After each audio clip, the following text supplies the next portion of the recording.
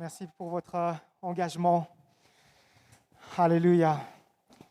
C'est vrai, nous sommes là, on a chacun notre place, qu'on soit debout, qu'on soit assis. Ici, maintenant, et pour l'éternité, la parole de Dieu nous dit, on ne pourra que dire, il est digne, il est digne, il est digne car il est saint. Alléluia. Je ne sais pas ce qui va se passer par la suite, mais tant que nous sommes là, tant que nous avons le souffle de vie, que Dieu nous permette de crier digne est l'agneau, de venir s'approcher de lui, de pouvoir confesser de tout notre cœur, de tout mon cœur, tu es digne, Seigneur, tu es digne à cause de ce que tu es. Alléluia, à cause de ce que tu es. Gloire à Dieu. Bienvenue mes frères et sœurs, bienvenue à vous qui êtes chez vous, qui regardez, que vous soyez bénis. Voilà, je suis devant vous, par la grâce de Dieu, et on va partager ce moment encore dans sa présence. Alléluia. C'est merveilleux de pouvoir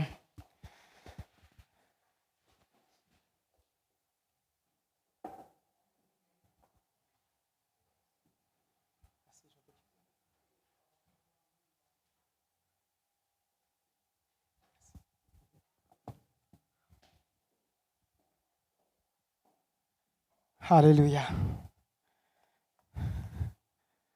Ah Dieu. C'est merveilleux de pouvoir avoir cette liberté, d'avoir un lieu où nous pouvons nous réunir, où on peut se voir et se revoir par la grâce de Dieu. N'êtes-vous pas content d'être là? Amen. De parler, de chanter en français. Amen. Voilà, je n'aurai pas de traducteur aujourd'hui. Mais que l'Esprit de Dieu traduise à travers nous sa parole, sa bonté. Alléluia. Peut-être avant de commencer, qu'on puisse simplement se rappeler de David, de sa famille, qui ne sont pas avec nous, parce qu'ils sont auprès de leur famille en Angleterre pour le décès, le départ de sa maman. Et Seigneur, merci parce que nous voulons nous rappeler encore, Seigneur, de notre cher frère, de notre chère sœur Lina, et de leur famille, et de leur famille proche, Seigneur, de ceux qui sont restés, Seigneur, derrière. Nous te louons, Seigneur, pour ta grâce, ton amour, Seigneur, qui se déverse maintenant dans leur cœur, alors qu'ils traversent ce moment difficile. Nous prions que ton esprit, Seigneur, les touche, les réconforte. Tu leur donnes, Seigneur, ce que nul homme, nulle autre chose ne peut leur donner, Seigneur. Amène-leur la consolation par ton esprit, par ta présence, nous prions. Et ta force, Seigneur, dans les choses qui vont faire, Seigneur, là-bas, qui vont préparer. Te louons, te remercions, Seigneur Jésus, pour ton amour, qui soit tangible, Seigneur, dans leur cœur, quoi qu'ils fassent maintenant, où qu'ils soient, dans le nom de Jésus. Amen. Alléluia.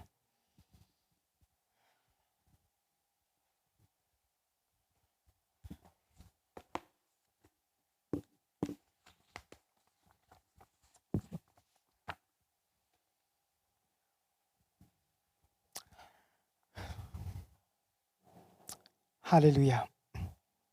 Aussi, Seigneur, je te demande d'agir en toute liberté, Seigneur, à travers moi, Seigneur, et dans nos cœurs, par les mots, à la parole que tu nous amènes, Seigneur. Rends-la vivante, Seigneur Jésus, parce que nous en avons besoin, Seigneur. On a besoin d'être nourris parce que tu nous donnes cette opportunité, Seigneur, de pouvoir connaître, de pouvoir vivre par ta parole, Seigneur. Inspire-nous, Seigneur Jésus. Et merci parce que ta parole est vivante, elle est efficace, Seigneur, pour notre vie, Seigneur, de chaque jour, Seigneur Jésus. Et nous réclamons, Seigneur, cette vie, Seigneur, que tu vas partager maintenant à travers cette parole. Bénis chacun, Seigneur, qui sont ici, qui écoutent. Te prions dans le nom de Jésus. Amen. Alléluia.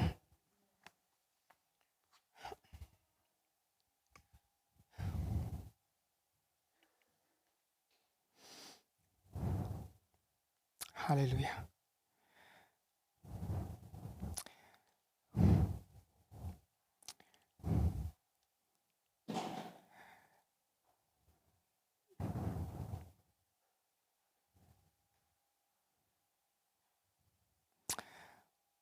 Voilà. Vous savez, dans ce lieu, lorsqu'on vient, je pense qu'il est important de se rappeler que de pouvoir louer le Seigneur, c'est un privilège de le faire. C'est parce qu'on comprend que Dieu, il a fait tellement de choses dans notre vie. Il nous a libérés de la vie que nous avions alors que nous étions perdus. Et que le fait de pouvoir venir ici dans ce lieu rassemblé, c'est comme, voilà, on élève nos mains, on élève notre cœur à Dieu. On ne peut que contempler sa beauté, sa bonté. Je dis ceci parce que je pense que on a besoin de se rappeler et de comprendre que vraiment, nous avons été sauvés. Et on a besoin de pouvoir avoir cette conviction, de recevoir cette conviction qu'on ne peut pas juste louer comme ça. Peut-être, des enfants qui ont grandi ici. Et je pense à mon fils qui m'étonne, ce petit garçon qui loue comme ça, qui lève les mains. Quand je me souviens, j'étais petit, je ne faisais même pas ceci parce que je regardais juste les autres et voilà, je n'avais même pas ce réflexe de louer de cette manière. Seulement lorsque, en grandissant, lorsque voilà, j'ai accepté le Seigneur et que je me dis, je comprends quelque chose. Le fait de donner, de lever la main à Dieu, je ne sais pas si vous comprenez ce que ça veut dire, lever la main à Dieu.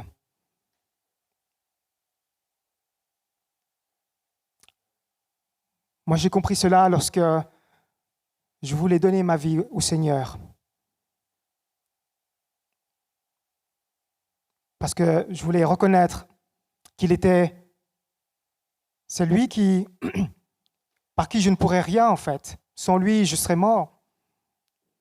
Et c'est vrai que j'ai entendu parler de lui étant jeune, qu'il est le Sauveur, qu'il est Dieu, qu'il était roi. Et en donnant sa vie à Dieu, c'est là où on confesse quelque chose, qu'on comprend, qu'on veut réaliser que sans lui, on n'est rien.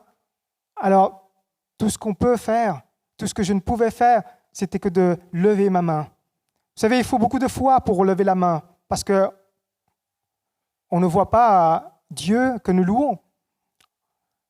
Et simplement lever la main comme ça, se donner, se prosterner devant lui, faire un acte d'honneur, un acte d'acceptation, un acte d'abandon à un Dieu que nous ne voyons pas. Vous vous souvenez Thomas qui a adoré le Seigneur parce que voilà, il l'avait vu ressusciter. Et tout ce qu'il a pu faire, c'était de se prosterner devant lui. Il a dit, voilà, je le reconnaîtrai que si je le vois. Et le Seigneur a dit aux autres, à ses autres disciples, heureux celui qui m'adore, qui me reçoit sans m'avoir vu. Alléluia.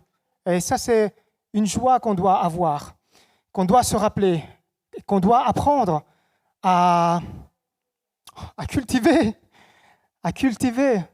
parce que voilà, on ne sait pas combien de temps on est encore ici. On vit une période où on entend beaucoup le confinement, et voilà, on se réjouit de pouvoir être ensemble. On se réjouit aussi lorsqu'on est seul à la maison de pouvoir passer du temps avec le Seigneur. Peut-être pour certains, c'est facile. Alléluia. Amen. Peut-être pour d'autres, c'est difficile parce qu'on est contre un mur. Il y a beaucoup de choses qui nous aveuglent, il y a beaucoup de choses qui nous empêchent. Mais si on cultive, on a ce cœur où on veut se réjouir que peu importe, alors là, il n'y a rien qui peut nous empêcher de s'approcher de lui et de le reconnaître comme Seigneur. Et ça, c'est une grande foi, vous savez. Ne dites pas à vous-même que vous avez une petite foi. On peut le dire parce que c'est humain. On peut le dire parce qu'on se dit, « Ouh là là, je ne vois pas mon Dieu, je ne vois pas celui à qui je suis en train de parler. » Mais même avec cette petite foi, Dieu peut utiliser cela et peut transformer notre vie, si c'est ce qu'on veut. Alléluia. Voilà, merci Seigneur. La parole que j'aimerais vous partager ce matin, c'est Dieu qui viendra à ta rencontre, où que tu sois, si tu l'invoques. Même si tu le reconnais. Amen.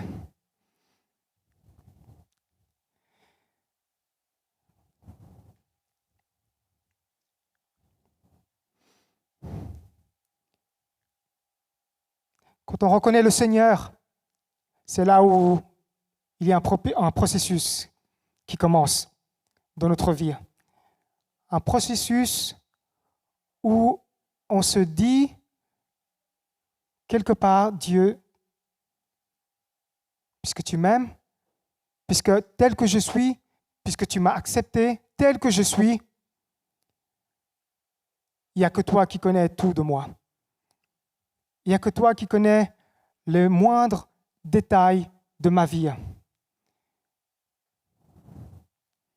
Tout ce qui me concerne. Et Dieu, si vous me permettez de le dire comme ceci, il s'est fait des pieds et des mains pour nous accompagner, pas pour nous couver, mais il œuvre pour qu'on reconnaisse qu'on a besoin de lui.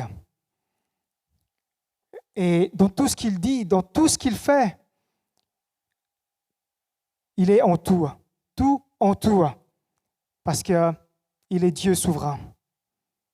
Il est celui qui est en contrôle et celui qui demeure fidèle. On va regarder dans les psaumes 139. Ce psaume qui nous dit que Dieu, tu sais tout de moi.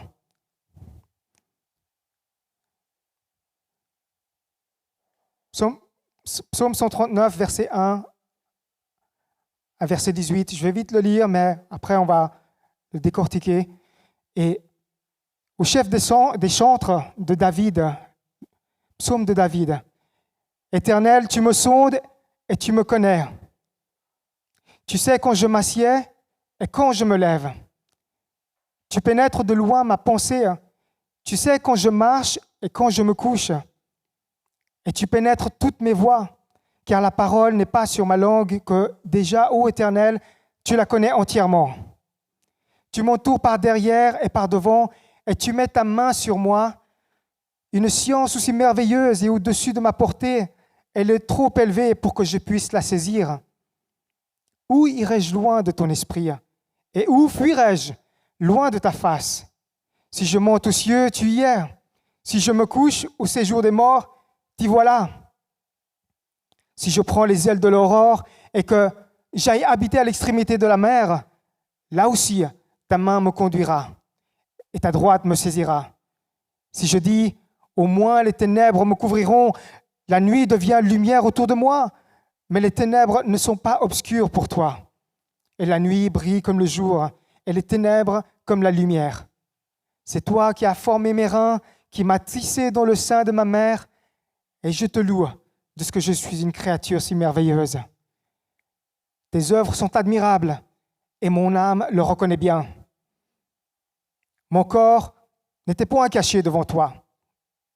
Lorsque j'ai été fait dans un lieu secret, tissé dans les profondeurs de la terre, quand je n'étais qu'une masse informe, tes yeux me voyaient.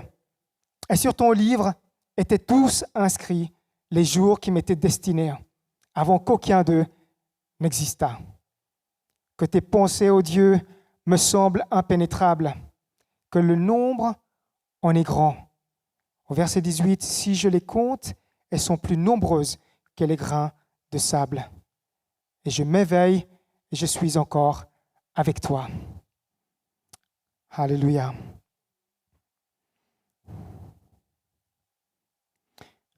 Dieu, il est pour nous. Dieu, il est celui qui nous connaît. Et non seulement il nous connaît, mais il est fidèle dans ses promesses. Et combien il est important d'attendre de lui, de ne pas avoir un plan de secours quand il nous promet quelque chose. Vous savez, comme avec Abraham et Sarah.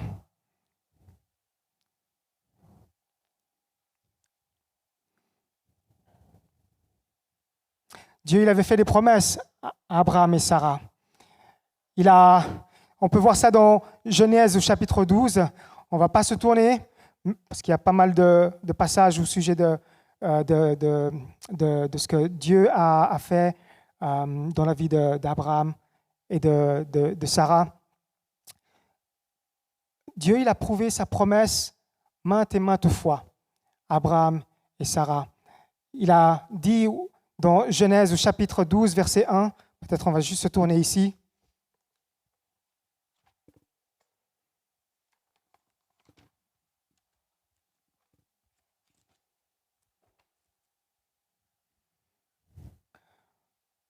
Verset 1, verset 3, l'Éternel dit à Abraham, « Va-t'en de ton pays, de ta patrie et de la maison de ton père, dans le pays que je te montrerai. Je ferai de toi une grande nation et je te bénirai. Je rendrai ton nom grand et tu seras une source de bénédiction. Et je bénirai ceux qui te béniront et je maudirai ceux qui te maudiront. Et toutes les familles de la terre seront bénies en toi. » Et vous savez, cette promesse, Dieu n'a pas oublié. Ça a pris bien des années, peut-être humainement parlant, parce que lorsque Dieu il avait partagé ça, il a annoncé ça à Abraham et à Sarah, ça ne s'est pas accompli tout de suite. Sa promesse a été attendue, attendue et attendue. Mais Dieu ne les a pas oubliés.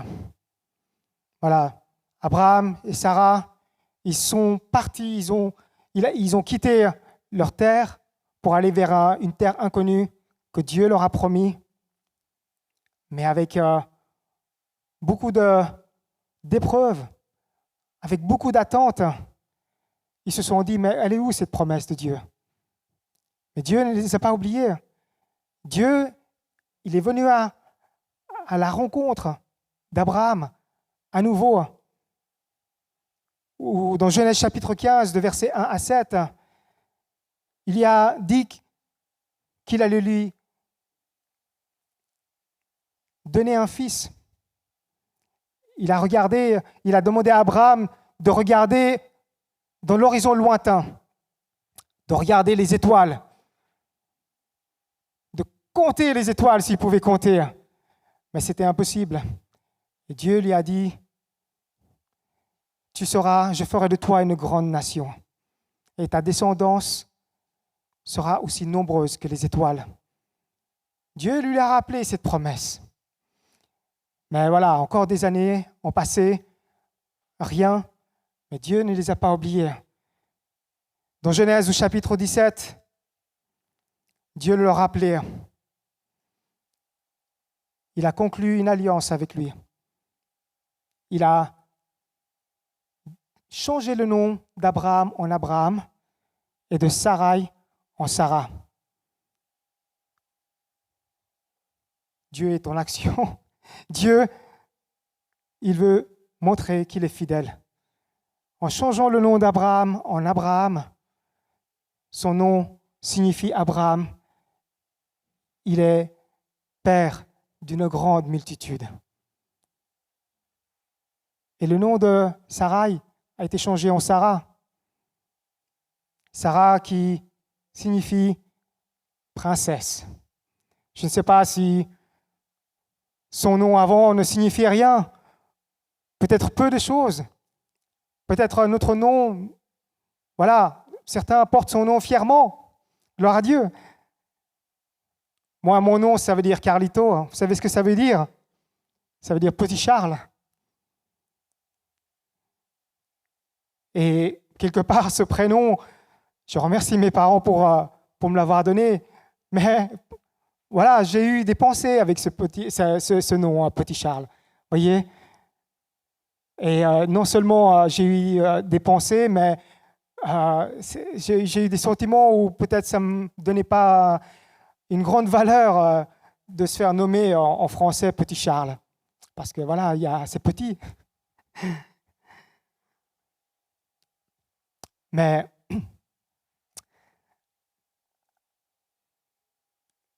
le prénom de Sarah, qui signifie princesse. Sarah ne pouvait pas avoir d'enfant. Ça, c'était le problème.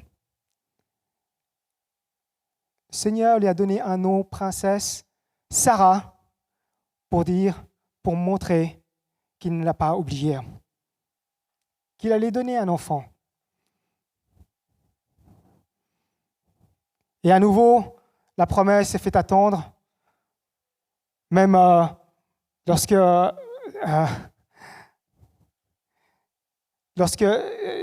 Seigneur avait dit que Sarah allait enfanter. Vous savez ce qu'elle a fait, Sarah? Elle a commencé à rire. Parce que c'est dit, à mon âge, jamais je vais avoir d'enfant. C'est pas possible. C'est pas possible. C'est plus possible. Mais Dieu veut tenir sa promesse. Dieu, lorsqu'il dit quelque chose, alléluia, lui ne nous a pas oubliés. Au verset dans Genèse chapitre 18, versets 1 à 15, à nouveau, Dieu vient pour rappeler la promesse qu'il avait faite, que Abraham allait avoir une postérité innombrable. L'histoire des 3 hommes qui venaient et Abraham les a accueillis. Et l'un d'eux qui dit, « Lorsque je reviendrai dans la même époque, Sarah enfantera. Sarah sera enceinte. » Voilà, Dieu, il a précisé encore plus de choses. Et dans Genèse 21, Isaac est venu. La promesse de Dieu s'est accomplie. Et ça, c'est merveilleux. Et pour nous, peut-être que, voilà, on attend des promesses de la part de Dieu. Peut-être on rêve. Peut-être qu'on a demandé quelque chose à Dieu. Mais j'aimerais vous encourager avec cette parole. Donc Galates chapitre 6, verset 9.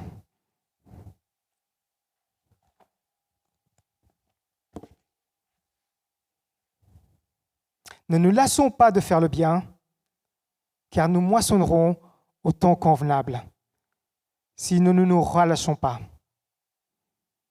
Ne nous lassons pas de faire le bien, car nous moissonnerons au temps convenable si nous ne nous relâchons pas. Gloire à Dieu. On va retourner dans les psaumes 139.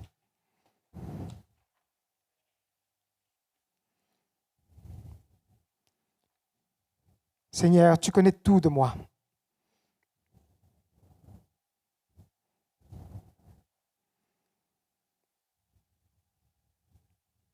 Éternel, tu sondes mon cœur et tu me connais.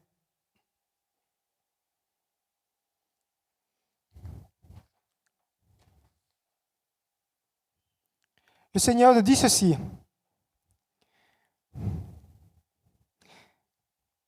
On dit au Seigneur, tu me connais, tu sondes mon cœur. Est-ce que nous-mêmes, nous avons eu ce désir de connaître le Seigneur à un moment dans notre vie? Est-ce que nous avons eu ce désir de le chercher? Peut-être qu'on a entendu parler, tout simplement. Peut-être qu'on nous a interpellés, on nous a témoigné. Et puis voilà, on n'a fait que passer. Et on n'a pas forcément pris de position au sujet de Dieu.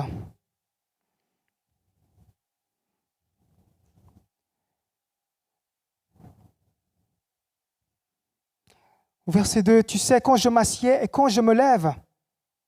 Tu pénètres de loin ma pensée. Tu sais quand je marche et quand je me couche, et tu pénètres toutes mes voies. Car la parole n'est pas sur ma langue, que déjà, ô Éternel, tu la connais entièrement. Vous voyez à quel point le Seigneur il nous connaît? Bien avant même que nous pensions à lui, bien avant même que nous confessions quoi que ce soit, bien avant même que nous nous engagions de quoi que ce soit envers lui. Lui, il a pris cet engagement de s'occuper de nous dire, je te connais.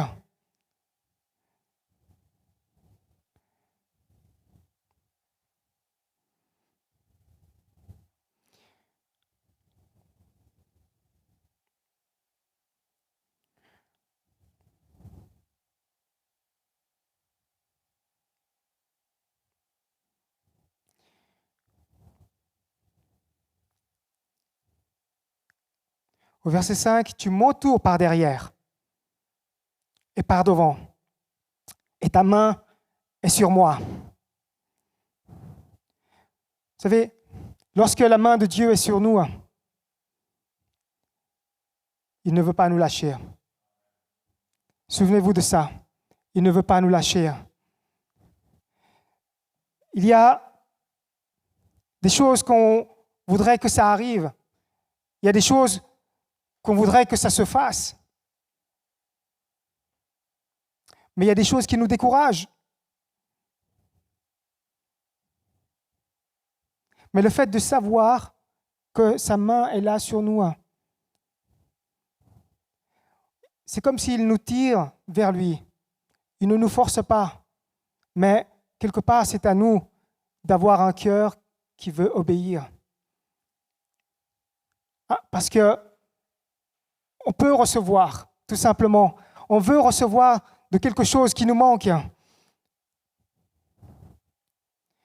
Et dans l'obéissance, il y a quelque chose qui se change en nous, il y a quelque chose qui nous transforme. Il y a, je ne sais pas si ça vous est déjà arrivé de faire quelque chose de bien difficile dans votre vie. Mais vous avez invoqué le nom du Seigneur. Moi, je me suis dit, non, je ne peux pas faire ça, Seigneur. Je ne peux pas pardonner. Je ne peux pas faire ça, Seigneur. Il y a quelque chose en moi qui bouillonne comme de la colère. Il y a quelque chose en moi qui me pousse à faire quelque chose de mal. Il y a quelque chose en moi qui veut faire quelque chose qui m'est totalement contraire à ce que j'ai l'habitude de faire.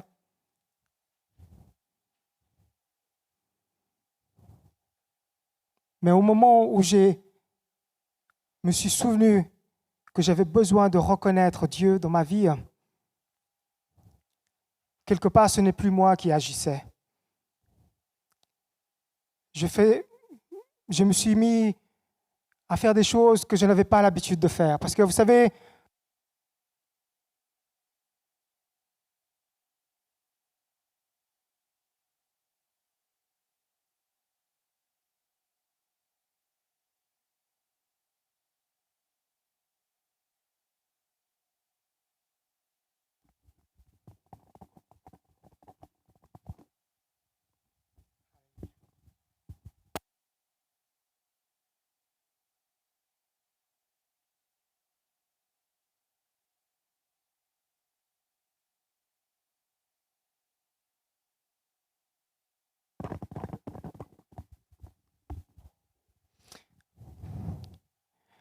le fait de reconnaître qu'on a besoin de Dieu, le fait de savoir qu'il connaît tout de nous, c'est pour nous faire prendre conscience qu'on a besoin de lui.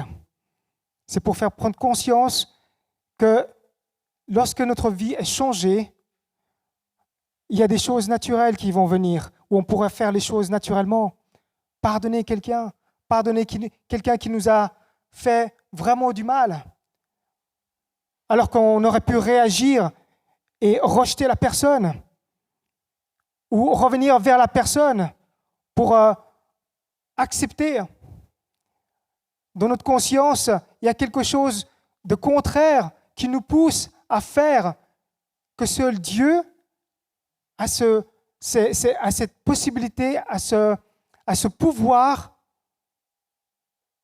de nous partager pour que nous puissions agir comme lui. Mais ça, il faut être prêt pour le faire, pour le vouloir. Et là, ce qui est merveilleux, c'est qu'on nous rappelle ici, c'est que Dieu, tu connais tout de nous. Et le fait de savoir qu'il connaît tout de nous, nous devons être libérés et désireux de se laisser connaître, de se laisser abandonner vers lui. Parce qu'il n'y a que lui, à travers nous, qui peut tout changer.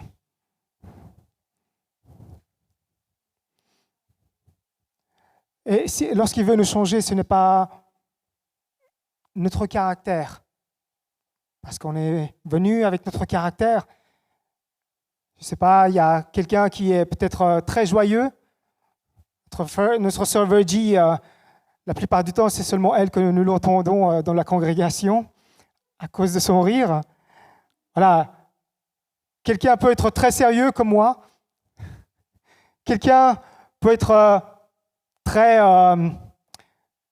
comment dire, un peu moqueur, mais sans être méchant. Ou quelqu'un qui est trop timide. Vous voyez, chacun de nous, nous avons un caractère. Mais ce n'est pas le caractère que Dieu, qui nous a donné, qui veut changer. Mais c'est la racine du mal qu'il y a en nous. La racine qui est quelque part mort, qui nous empêche que sa vie, lorsqu'il nous remplit, nous fasse agir pour faire quelque chose que nous n'avons pas l'habitude. Et lorsque nous agissons, lorsque le Seigneur il nous change, lorsqu'il vient à notre rencontre, il utilise ce caractère pour le développer. Il utilise ce caractère qui va nous étonner. Et dans sa grâce qui va étonner aussi d'autres. Comme quoi, il y a eu un changement. Les autres verront qu'il y a eu un changement dans notre cœur. Mais ça, il faut le désirer. Alléluia. Et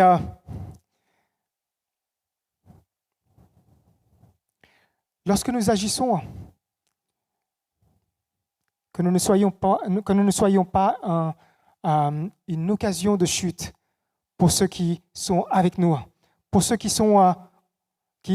nous accompagnent, que nous ne soyons pas une occasion de chute, mais que nous soyons transformés par la présence de Dieu. Au verset 6, on nous dit « Une science aussi merveilleuse est au-dessus de ma portée. Elle est trop élevée pour que je puisse la saisir. Où irai-je loin de ton esprit? Et où fuirai-je loin de ta face? Si je monte aux cieux, tu y es. Si je me couche au séjour des morts, t'y voilà. J'y prends les ailes de l'aurore et que j'aille habiter à l'extrémité de la mer. Là aussi, ta main me conduira et ta droite me saisira. » Et maintenant que nous savons que Dieu nous connaît bien plus que nous-mêmes, beaucoup d'entre nous encore a peut-être tendance de fuir loin de la présence de Dieu. Même en étant chrétien. Je ne sais pas si c'est votre cas. Je ne sais pas, Dieu, il vous demande quelque chose et vous partez dans l'autre chemin. Ou peut-être vous vous dites, non, ce n'est pas pour moi, non, je ne mérite pas. Non, j'ai trop peur. Et là, on commence à fuir.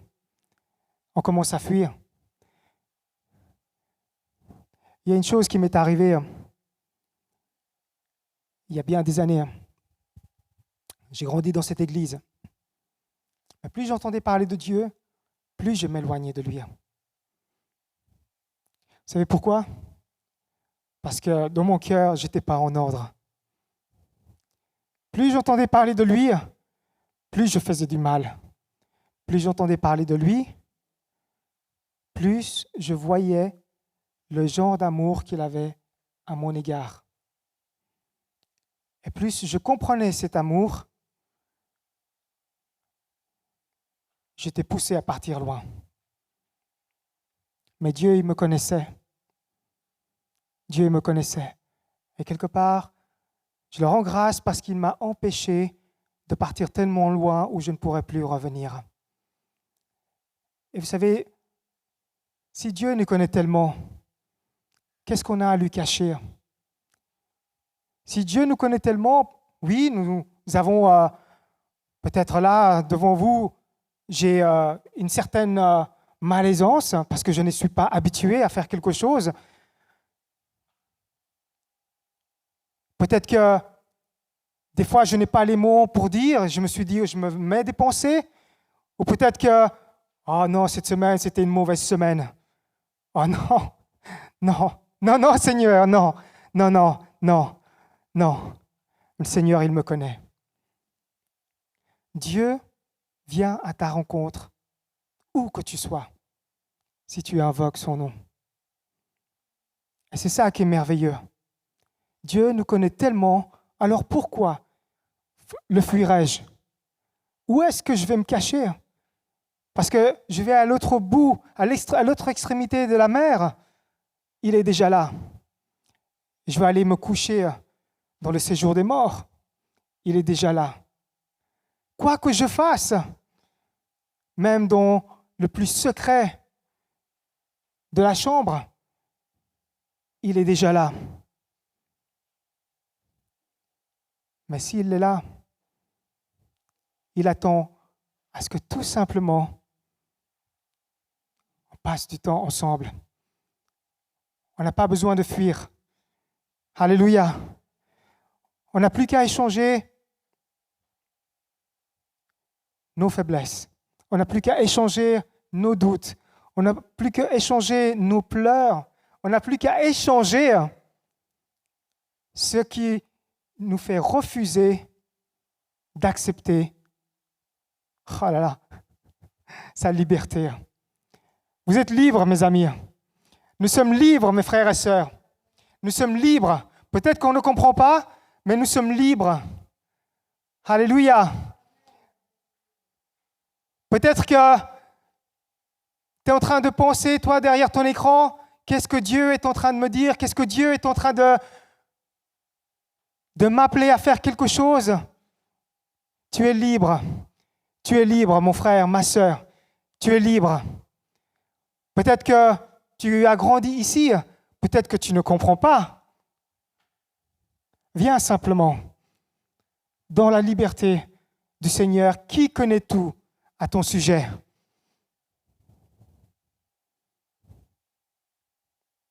Dans Hébreux chapitre 4, verset 13, on nous dit « Il n'y a aucune créature qui soit cachée devant lui. Mais toutes choses sont nues et découvertes aux yeux de celui à qui nous devons rendre compte. » Toutes choses sont nues et découvertes. La Bible nous compare à un ver de terre. Un ver de terre qui n'a même pas de peau. Un ver de terre qui est nu. Mais le Seigneur nous compare à sa création. Il nous a créés à son image. Alléluia. Moi, ça m'encourage parce que chaque jour est un défi, vous savez. Chaque jour est un défi. Mais chaque jour est une grâce d'apprendre quelque chose, à ne plus dépendre de moi-même, à ne plus dépendre de soi-même, mais à dépendre de lui, parce qu'il nous connaît. Et on continue au verset 11. « Si je dis au moins les ténèbres me couvriront, la nuit devient lumière autour de moi. Même les ténèbres ne sont pas obscures pour toi, et la nuit brille comme le jour, et les ténèbres comme la lumière. » Je vais le redire. « Si je dis au moins les ténèbres me couvriront, la nuit devient lumière autour de moi, même les ténèbres ne sont pas obscures pour toi. La nuit brille comme le jour, et les ténèbres comme la lumière. »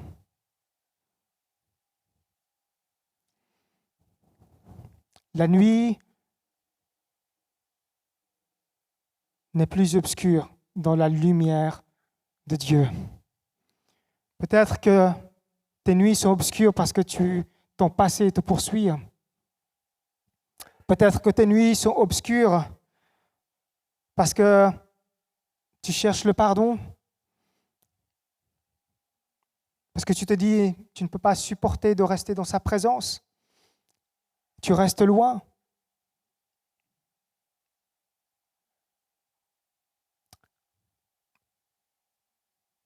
La nuit devient lumière autour de moi. Parce que si je confesse, si tu confesses que tu as besoin de lui, la nuit devient lumière autour de toi.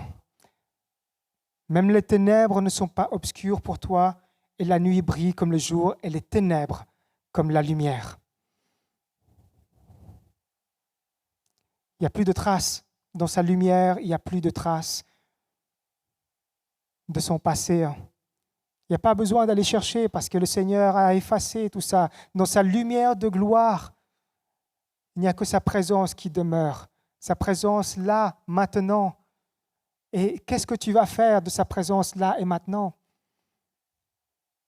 Alléluia. Au verset 13, « C'est toi qui as formé mes reins, qui m'as tissé dans le sein de ma mère, et je te loue de ce que je suis une créature si merveilleuse. Tes œuvres sont admirables et mon âme le reconnaît. Mon corps n'était point caché devant toi lorsque j'ai été fait dans un lieu secret, tissé dans les profondeurs de la terre.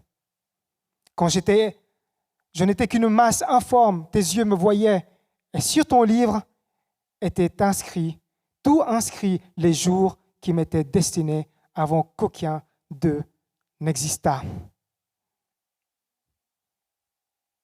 Ça, c'est merveilleux. Parce qu'on n'est plus quelconque. On se dit, on n'est plus aussi insignifiant. On se dit, on n'est pas juste venu comme ça, arrivé comme ça par hasard. Mais là, on peut confesser que nous avons été créés. Nous avons été créés. Et même encore une bonne nouvelle, peut-être créature déchue, mais la merveilleuse nouvelle, c'est que l'Esprit de Dieu, que Dieu nous donne, que Dieu nous remplit, jour après jour, nous crée et nous recrée, nous change et nous transforme. Dieu vient à ta rencontre, là où tu es, lorsque tu invoques son nom.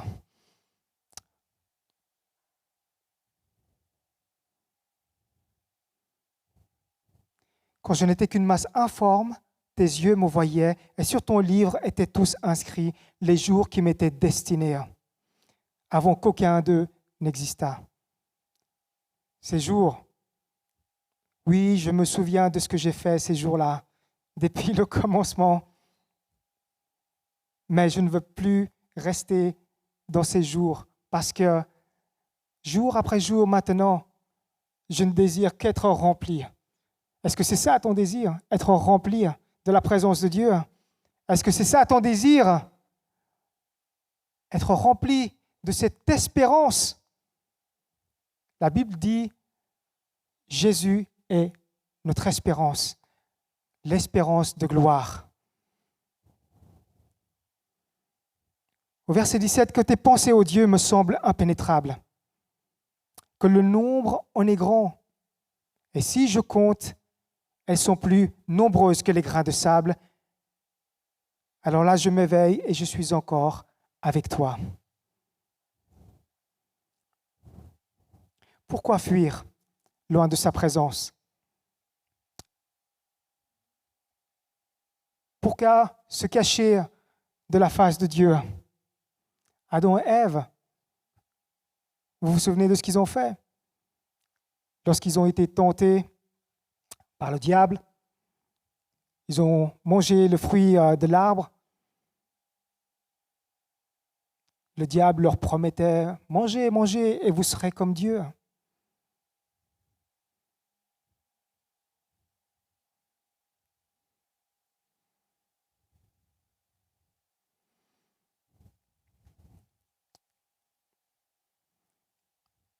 Beaucoup de gens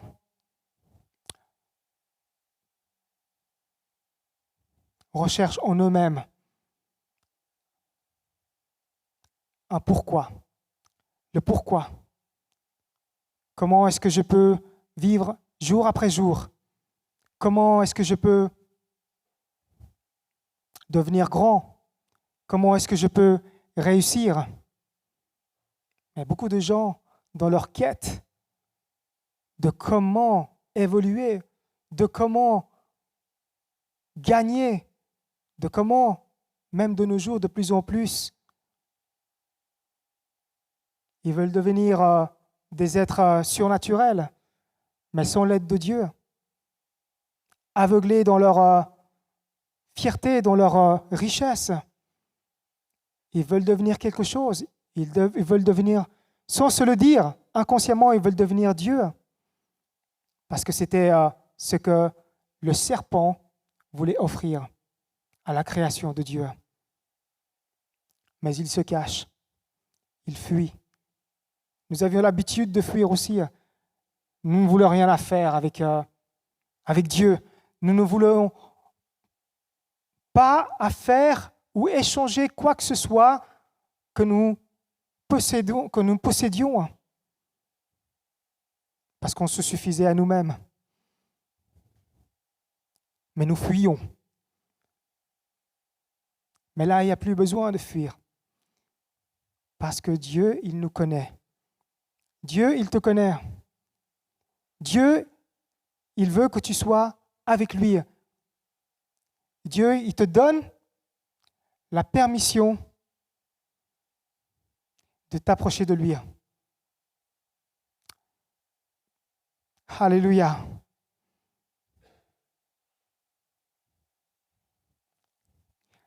Si on fuit encore et encore, on sait très bien que c'est un combat déjà perdu d'avance. On peut tout essayer, mais mes frères et sœurs, Qu'est-ce qui nous empêche de nous approcher de lui? Est-ce qu'on lutte et on lutte et on lutte? On ne veut pas reconnaître. On continue de lutter alors que Dieu déjà nous connaît. La seule chose dont moi je pourrais lutter, c'est de pouvoir veiller à demeurer. Alléluia, à demeurer avec lui.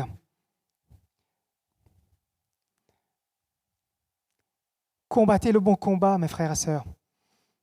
Combattez le bon convoi. Dieu s'est donné à fond pour nous montrer qu'ils sont faits pour nous et pour nous dire qu'il nous aime. Et c'est sur la croix. C'est sur la croix qu'il a prouvé cet acte d'amour immense en prenant notre place.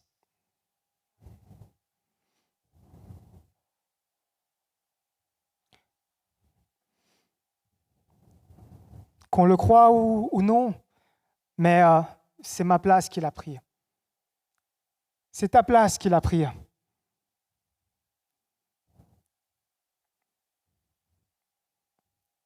Que Dieu s'est sacrifié pour nous dans la personne de Jésus-Christ.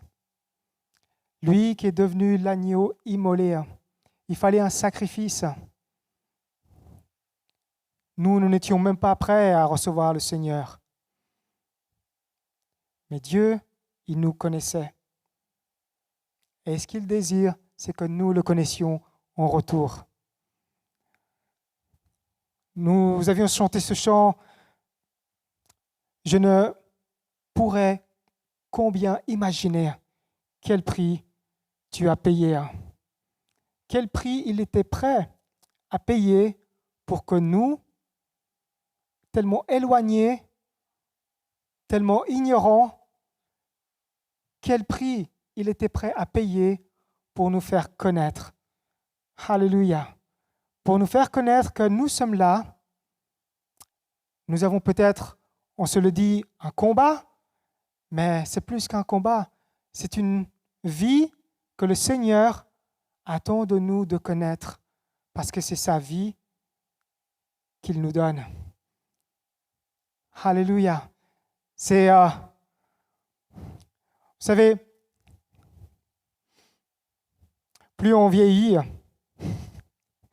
gloire à Dieu, plus on marche dans cette connaissance de Dieu, plus on marche dans cet amour, plus on a envie de rester. On ne comprend peut-être pas tout maintenant et demain. Il y a beaucoup d'obstacles.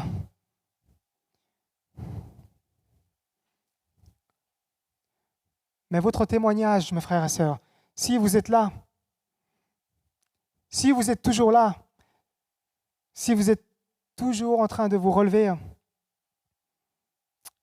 alléluia. Le Seigneur dit, personne ne peut nous ravir de sa main. Personne ne peut nous ravir de sa main. Parce que c'est ce que nous sommes de plus cher pour lui. Est-ce que nous, qu'est-ce que nous avons de plus cher qui peut être un obstacle? Qu'il n'y ait pas d'obstacle, frères et sœurs. Je me le prêche à moi-même. Qu'il n'y ait pas d'obstacle.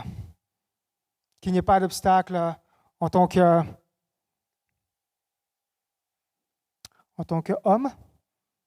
Qu'il n'y ait pas d'obstacle en tant que père.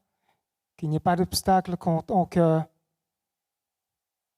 membre de cette assemblée.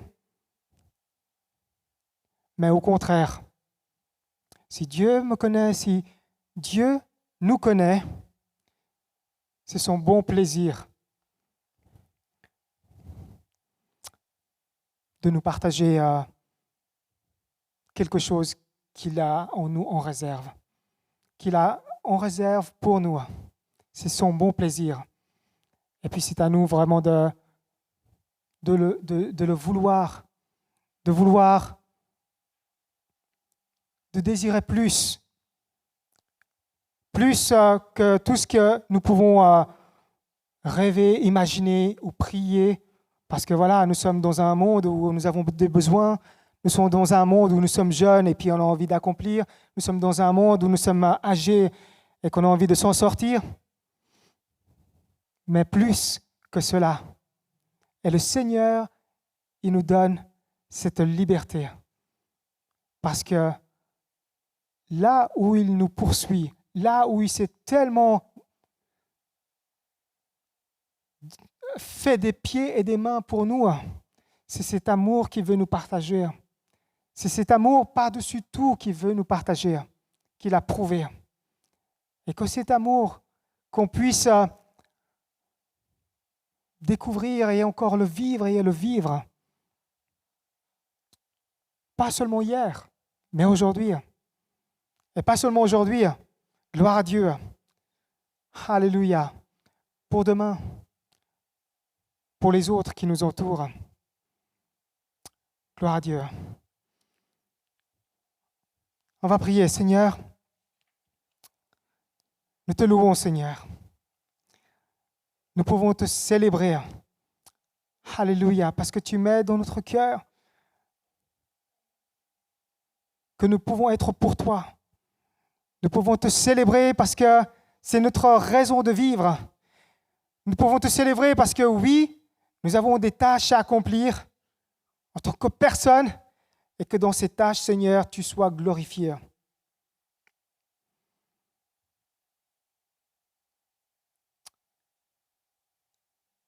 Que là, Seigneur, où on passe à côté, rappelle-nous, Seigneur, que tu nous connais. Que là, Seigneur, où on n'a pas envie, rappelle-nous, Seigneur, que tu nous connais. Que là, Seigneur, lorsque nous voulons fuir, que tu nous rappelles que tu nous connais. Alléluia, ô Dieu Tout-Puissant. Lorsque nous sommes frappés, lorsque nous sommes abandonnés, lorsque nous avons failli, rappelle-nous, Seigneur, que tu nous connais. Alors c'est ça notre liberté, que de pouvoir regarder vers toi, que de pouvoir te désirer plus que toute autre chose, Seigneur. Nous te remercions, Seigneur, parce qu'en toute chose, en tout temps, tu es là pour nous. Et qu'en toute chose, en tout temps, Seigneur, tu as des choses en réserve pour nous. Et c'est à nous, Seigneur, alléluia, de découvrir cela, de l'accepter, de l'utiliser, Seigneur. Pas pour nous, Seigneur, parce que tu nous remplis déjà tellement. Pas pour nous, Seigneur. Mais qu'est-ce que nous pouvons te donner en retour, Seigneur Jésus? Nous te louons, Seigneur, pour ta parole qui est merveilleuse. Que tu bénis mes frères et sœurs. Que tu bénis, Seigneur Jésus, ceux qui ont de la peine. Que tu bénis, Seigneur, que tu touches son cœur pour qu'il se réjouisse, Seigneur. Là où il est maintenant, tu viens à sa rencontre parce qu'il invoque ton nom. Combien veulent invoquer ton nom, Seigneur, mais ils invoquent d'autres. Nous te remercions, Seigneur, parce que tu es venu. Tu t'es fait connaître. À toi soit la gloire, dans le nom de Jésus. Amen. Amen. Seigneur vous bénisse. Merci.